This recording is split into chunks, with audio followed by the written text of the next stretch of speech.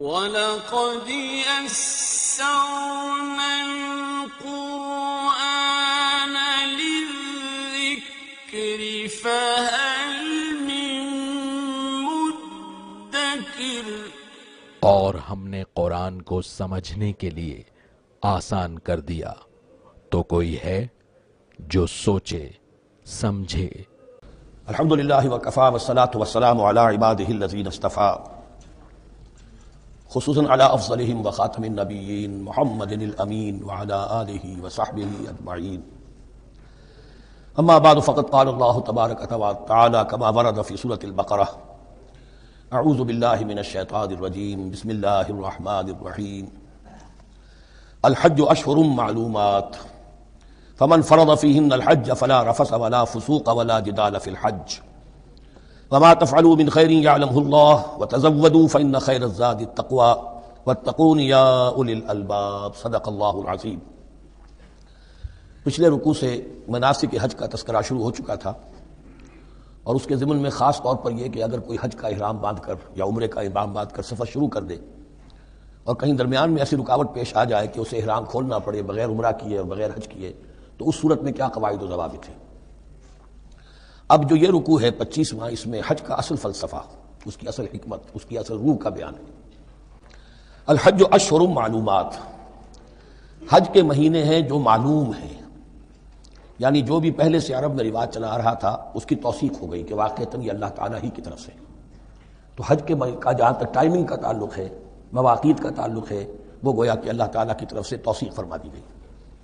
فمن فرض فیہن الحج، تو جو کوئی بھی اپنے اوپر لازم کر لے ان مہینوں میں حج کو، لازم کر لے سے مراد نیت پختہ کر لے، اور نیت پختہ کرنے کی علامت احرام باندھ لے۔ فمن فرض فیہن الحج، تو حج کے لیے جو اپنے اوپر لازم کر لے، فلا رفث ولا فسوق ولا جدال فی الحج، تو احرام کی حالت میں یہاں لفظ حج آیا ہے، ان میں سے پہلی قید جو ہے فلا رفث، تو کوئی شہوت کی بات نہیں ہونی چاہیے۔ میاں بیوی بھی ساتھ حج کر رہے ہیں تو احرام کی حالت میں وہی قید ہے کہ جو اعتکاف کی حالت میں ہے۔ باقی یہ کہ فسوق اور جدال، اللہ کی نافرمانی یا باہم جھگڑنا، اس لیے کہ بہت بڑی تعداد میں لوگوں کا اجتماع ہوتا ہے، سفر میں بھی لوگ ساتھ ہوتے ہیں، تو لوگوں کے غصوں کے پارے جلدی چڑھ جاتے ہیں۔ اس میں خاص طور پر روکا گیا کہ یہ ہے کہ اس میں امن ہو اور سکون ہو۔ اور آج بھی واقعہ یہ ہے کہ دنیا میں معجزات میں سے ہے یہ، اتنی بڑی تعداد میں لوگوں کا جمع ہونا، اور وہاں امن رہتا ہے، وہاں وہ جنگ و جدال اور جھگڑا اور فساد وغیرہ قطع نظر نہیں آتا۔ یا تو یہ کہ پچھلے دنوں میں کچھ سیاسی اعتبار سے کوئی مہمیں اٹھائی گئی ہیں، یا یہ کہ کچھ چور اچکوں نے بھی جانا شروع کر دیا ہے وہاں پر، لیکن جھگڑا اور جو گالم گلوچ کی نوبت ہم نے اپنے آنکھوں سے نہیں دیکھی، اسے 5-6 مرتبہ حج کی سعادت حاصل ہوئی ہے۔ فلا رفث ولا فسوق ولا جدال فی الحج وما تفعلوا من خیر یعلمہ اللہ، اور جو خیر بھی تم اس کے دوران کرو گے اللہ کے وہ علم میں ہوگا۔ نوافل پڑھ رہے ہو، اضافی طواف کر رہے ہو، کوئی اور بھی جو کام کر رہے ہو، تو اس میں کسی اور کو دکھانے کی ضرورت نہیں ہے، اپنے خاموشی کے ساتھ انسان وہ اپنی جو بھی نیکی مزید کما سکے کمائے، جو بھی مناسک حج ہیں ان پر مستزاد۔ وَتَزَوَّدُوا فَإِنَّ خَيْرَ الزَّادِ التَّقْوَىٰ، اور سفر کے لیے زاد راہ ساتھ لے لیا کرو، اور بہترین زاد راہ تقویٰ ہے۔ اب اس آیت کے دو معنی لیے گئے ہیں، ایک تو یہ کہ بہترین زاد راہ تقویٰ ہے، یعنی سفر میں آپ نے زاد راہ خرچ کی شکل میں تو لے لیا، تقویٰ ہے نہیں، پھر کیا ہوگا؟ وہ تو صرف پیسہ خرچ کرنے کے لیے اچھا احرام لے لیں گے، اچھی جگہ لے لیں گے قیام کی، تو تقویٰ اگر نہیں ہے تو حج نہیں ہوگا۔ لیکن اس کا ایک دوسرا مفہوم جو ہے وہ بھی بہت اہم ہے کہ اگر انسان خود اپنا زاد راہ ساتھ نہ لے تو پھر وہاں مانگنا پڑتا ہے، تو تقویٰ سے مراد یہاں ہے سوال سے بچنا۔ بہتر یہ ہے کہ زاد راہ لے کر چلو، اور یہ کہ اس کے لیے تمہیں کسی کے سامنے سائل نہ بننا پڑے۔ اگر تم صاحب استطاعت نہیں ہو تو حج تم پر فرض ہی نہیں ہے۔ خام خواہ کو ایک شے جو تم پر فرض نہیں ہے اس کے لیے وہاں جا کر بھیک مانگنا، یا یہاں سے بھیک مانگ کر یا چندہ لے کر جانا، یہ تو قطعاً غلط حرکت ہے۔ وَتَزَوَّدُوا فَإِنَّ خَيْرَ الزَّادِ التَّقْوَىٰ وَاتَّقُونِ يَا أُولِي الْأَلْبَابِ، اور یقیناً میرا ہی تقویٰ کرو، مجھ سے ڈرو اے ہوش مندو۔ لَيْسَ عَلَيْكُمْ جُنَاحٌ أَن تَبْتَغُوا فَضْلًا مِّن رَّبِّكُمْ، اس میں تم پر کوئی حرج نہیں ہے، کوئی گناہ نہیں ہے کہ تم حج کے سفر کے دوران اپنے رب کا فضل بھی تلاش کرو۔ آدمی ہندوستان سے پاکستان سے جا رہا ہے، اسے اجناس لے جائے تجارت کے لیے، جو وہاں پر بیچ کر کچھ نفع حاصل کر لے، تو یہ تقویٰ کے منافی نہیں ہے۔ اگر وہاں پر کوئی کاروبار کر سکو کرو۔ فَإِذَا أَفَضْتُم مِّنْ عَرَفَاتٍ، تو پھر جب تم عرفات سے واپس لوٹو، اس لیے کہ اصل حج جو ہے وہ عرفہ ہے، الحج العرفہ۔ حج کے بقیہ تمام مناسک رہ جائیں، صرف عرفہ میں شمولیت ہو جائے قیام عرفہ میں تو حج ہو گیا، باقی جو چیزیں رہ گئی ہیں اس کا جو بھی اس کا کفارہ ہے، اس کا جو دم دینا ہے وہ دے دیا جائے۔ لیکن عرفہ سے اگر آدمی رہ گیا عرفات کے قیام سے تو پھر حج نہیں ہوا۔ اب یہاں سے جب لوٹتے ہو تو فاذکروا اللہ عند المشعر الحرام، یہ ٹائم ٹیبل نوٹ کر لیجئے کہ اصل میں 8 کی شام کو مکے سے نکلتے ہیں 8 ذی الحج کو اور رات منی میں گزارتے ہیں. پھر 9 کا دن ہے اصل یوم عرفہ 9 ذی الحج. صبح کو نکلتے ہیں قافلے چلتے ہیں اور کہیں دوپہر تک اور دوپہر سے بھی ہو سکتا ہے تاخیر ہو جائے لیکن کوشش ہوتی ہے کہ ظہر سے پہلے پہنچ جایا جائے. لیکن ظہر اور عصر دونوں ملا کر پڑھ لی جائیں عرفات میں داخل ہونے سے پہلے. اس لیے جو مسجد ہے عرفات کے میدان سے ملحق وہ عرفے کے اندر شامل نہیں ہے, وہ اس کی حدود سے باہر ہے. تو اصلی اس کا افضل یہی ہے کہ ظہر اور عصر ملا کر وہاں پڑھی جائیں اور اس کے بعد سے غروب آفتاب تک قیام ہے. وہ عرفات کا قیام ہے, اس میں کوئی نماز نہیں, یعنی جو روایتی جو عبادت ہے اس کے سب دروازے بند.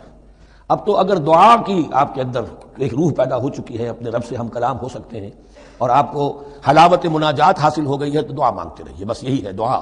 قیام عرفہ جو ہے کھڑے ہو کر بیٹھے ہوئے جس طرح بھی ہو اللہ سے مناجات کرو, یا پھر یہ کہ اگر اس میں کبھی ہو جائے کسی وجہ سے تو آدمی تلاوت کرے, لیکن یہ کہ عام نماز نہیں. فَإِذَا أَفَضْتُم مِّنْ عَرَفَاتٍ فاذكروا اللَّهَ عِندَ الْمَشْعَرِ الْحَرَامِ, یہ مزدلفہ کا قیام ہے. 9 کی شام کو مغرب کی نماز کا وقت ہو چکنے کے بعد وہاں سے روانگی ہے, لیکن وہاں مغرب کی نماز پڑھنے کی اجازت نہیں ہے. اب جاؤ اور مغرب اور عشاء دونوں جمع کرو اس میں مشعر حرام یعنی مزدلفہ میں. وَاذْكُرُوهُ كَمَا هَدَاكُمْ, اور یاد کرو اسے, ذکر کرو جیسے کہ تمہیں اس نے ہدایت دی ہے. اس سے مراد ہے کہ جو کچھ اللہ کے رسول نے تمہیں سکھایا ہے. ذکر کے جو طور طریقے ہیں اس کے لیے جو بھی طریقے ہیں وہ اللہ نے ہدایت دی اپنے رسول کے ذریعے. وَإِن كُنتُم مِّن قَبْلِهِ لَمِنَ الضَّالِّينَ, اور یقیناً اس سے پہلے تو تم گمراہ لوگوں میں سے تھے, تمہیں معلوم نہیں تھا.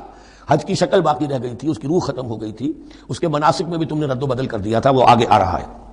ثُمَّ أَفِيضُوا مِنْ حَيْثُ أَفَاضَ النَّاسُ, پھر پلٹو وہیں سے جہاں سے کہ سب لوگ پلٹتے ہیں. قریش نے یہ کہا تھا کہ ہماری خاص حیثیت ہے کہ ہم تو منی ہی میں مقیم رہیں گے, باہر سے آنے والے لوگ عرفات جائیں اور عرفات سے پھر واپس لوٹیں, یہ سارے مناسک ہمارے لیے نہیں ہیں. ہم تو مکے والے ہیں اور ہماری شان یہ ہے کہ ہم عرفات نہیں جائیں گے, منی ہی میں قیام رہے گا. یہاں بتایا گیا کہ یہ تم نے غلط بات ایجاد کر لی ہے. ثم افیضوا من حیث افاض الناس, جہاں سے سب لوگ لوٹتے ہیں یعنی میدان عرفہ سے, وہیں سے لوٹیں. واستغفروا اللہ, اللہ سے استغفار کرتے رہو. ان اللہ غفور رحیم, یقینا اللہ بخشنے والا رحم فرمانے والا ہے. فاذا قضیتم مناسککم, اور جب تم اپنے یہ مناسک ادا کر لو, پورے کر لو. فاذکروا اللہ کذکرکم آباءکم, تو اب اللہ کا ذکر کرو جیسے کہ تم اپنے آباء و اجداد کا ذکر کرتے رہے ہو, جس شد و مد کے ساتھ. وہاں یہ ہو گیا تھا کہ پھر منی میں جب یہ ٹھہرتے تھے تو اپنے آباء و اجداد کے قصیدے بیان کیے جا رہے ہیں, جیسے ہمارے ہاں ہوتا ہے. جو دیہاتی لوگ ہوتے ہیں, راجپوت لوگ ہوتے ہیں, ان کے میراثی ہوتے ہیں, اسی طرح وہاں شعراء ہوتے تھے قبائل کے, وہ ان قبیلوں کی مدح بیان کرتے تھے, ان کے بڑے بزرگوں کی اسلاف کی جو ہے عظمت بیان کرتے تھے. اللہ کا ذکر ختم ہو چکا تھا.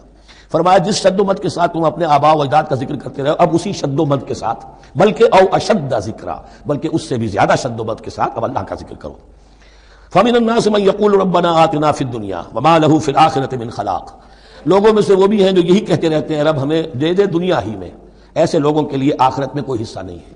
یعنی وہاں پہنچ کر بھی ساری دعائیں ان کی دنیاوی چیزوں کے لیے, مال کے لیے, اولاد کے لیے, ترقی کے لیے, اور دنیا کی جو بھی چیزیں ہیں, اپنی کوئی مشکلات ہیں ان کے رفع کرنے کے لیے, کیونکہ ان کے دلوں میں دنیا بسی ہوئی ہے.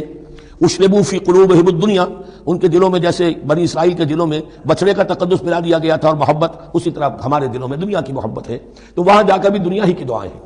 فمن الناس من يقول ربنا آتنا فی الدنیا وما له فی الآخرة من خلاق, ظاہر بات ہے ایسے لوگوں کے لیے پھر آخرت میں کوئی حصہ نہیں ہے.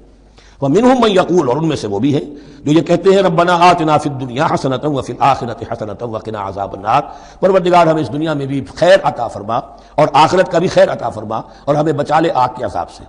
اب دنیا کا خیر جو ہے سب سے بڑا وہ ایمان ہے, ہدایت ہے. دنیا کا کوئی خیر نہیں ہے جب تک کہ اس کے ساتھ ہدایت اور ایمان نہ ہو. تو سب سے پہلے انسان ایمان طلب کرے, پھر اس کے ساتھ اللہ تعالیٰ دنیا میں کشادگی دے دے, رزق میں بھی کشائش دے دے تو ٹھیک ہے, کوئی بری بات نہیں, اچھی بات ہے. لیکن یہ کہ اصل شے کیا ہے, ایمان اور استقامت. اولئک لہم نصیب مما کسبوا, یہاں یہ لفظ بہت اہم ہے, ان کے لیے حصہ ہوگا اس میں سے جو انہوں نے کمایا. محض یہ دعا کرنے سے, یہ دعا جو ہے یہ کافی نہیں ہو جائے گی. اول تو یہ نوٹ کر لیجیے یہی وہ دعا ہے جو یعنی رکن یمانی سے لے کر جو بھی ہر چکر ہوتا ہے اس کا طواف کا, تو رکن یمانی سے لے کر حجر اسود تک کا جو دورہ ہے, اس میں یہ دعا مانگی جاتی ہے, ربنا آتنا فی الدنیا حسنۃ وفی الآخرۃ حسنۃ وقنا عذاب النار. اولئک لہم نصیب مما کسبوا, ان کے لیے حصہ ہے اس میں سے جو انہوں نے کمایا. اچھا, اس میں سے جو انہوں نے کمایا اس میں سے کہ وہ تو سارا ملنا چاہیے, لیکن بندے کو ڈرتا رہنا چاہیے کہ ممکن ہے اس میں سے کسی مسئلے میں میری نیت میں کوئی فساد آ گیا ہو, ممکن ہے اس میں سے میرے کسی عمل کے اندر کوئی کمی رہ گئی ہو, کوئی کوتاہی رہ گئی ہو. اس لیے یہ نہ سمجھ لے کہ جو بھی کچھ کیا ہے اس کا اجر لازماً ملے گا. مما کسبوا, جو انہوں نے کمایا ہے اس میں خلوص ہے, اس میں بے رعائی ہے, اس میں تمام جو بھی اس کے آداب اور شرائط ہیں ملحوظ رکھے گئے ہیں, تو ان کو اس کا حصہ ملے گا. واللہ سریع الحساب، اور اللہ تعالیٰ کو حساب چکانے میں دیر نہیں لگتی، بہت جلدی حساب کر لے گا۔ اب تو ہمارے سامنے نقشے موجود ہے، کمپیوٹر سے کتنی جلدی حساب ہو جاتا ہے، تو اللہ کے ہاں تو پتہ نہیں کیسا سپر کمپیوٹر ہوگا کہ اسے حساب نکالنے میں دیر نہیں لگے گی۔ وَاذْكُرُوا اللَّهَ فِي أَيَّامٍ مَّعْدُودَاتٍ، اور ذکر کرو اللہ کا گنتی کے چند دنوں میں۔ یہ لفظ یہاں پر پھر آ گیا ہے اس بات کی وضاحت کے لیے جو میں نے عرض کیا تھا کہ ابتدائی جو حکم تھا روزے کا، ایام معدودات، وہ 3 دن کے روزے تھے، اس لیے کہ یہاں بھی معدودات کا لفظ آیا ہے، فی ایام معدودات، اور سب کو معلوم ہے یہ 3 دن ہیں، 11ویں 12ویں 13ویں تاریخ جو ہے ذی الحج کی، کہ پھر یوم نحر کے بعد 3 دن یہاں پر قیام ہے، مبیت ہے، وہ 3 دن ہے ایام معدودات۔ فمن تعجل فی یومین، تو جو کوئی 2 دن ہی میں جلدی سے واپس آ جائے فلا اثم علیہ، یعنی 3 دن پورے نہیں کرتا، 2 دن ہی میں واپسی اختیار کر لیتا تو کوئی گناہ اس پر نہیں ہے۔ ومن تاخر، اور جو پیچھے رہے یعنی 3 دن کی مقدار پوری کر لے فلا اثم علیہ لمن اتقی، تو اس پر بھی کوئی گناہ نہیں، لیکن شرط ہے تقوی۔ جو 2 دن میں چلا گیا تقوی تھا تو بھی اللہ تعالیٰ کے ہاں اس کا اجر محفوظ ہے، جو 3 دن رہا تقوی ہے، تیسرے دن اس نے کچھ اور ہی حرکتیں نہ شروع کر دی ہوں، جی اکتایا ہوا ہے اور طبیعت کے اندر جو ہے وہ ٹھہراؤ نہیں ہے، تو وہ تیسرا دن اس کے لیے کچھ خاص مفید نہیں ثابت ہوگا، لیکن یہ کہ اصل شے جو ہے اللہ کے ہاں جو چیز کے شرط لازم ہے قبولیت کے لیے وہ تقوی ہے۔ لمن اتقی واتقوا اللہ واعلموا انکم الیہ تحشرون، اور اللہ کا تقوی اختیار کرو اور یہ مستحضر رکھو اپنے ذہن میں کہ تمہیں اسی کی جانب جمع کر دیا جائے گا، تم سب کے سب ہانک کر لے جاؤ گے اسی کی جناب میں۔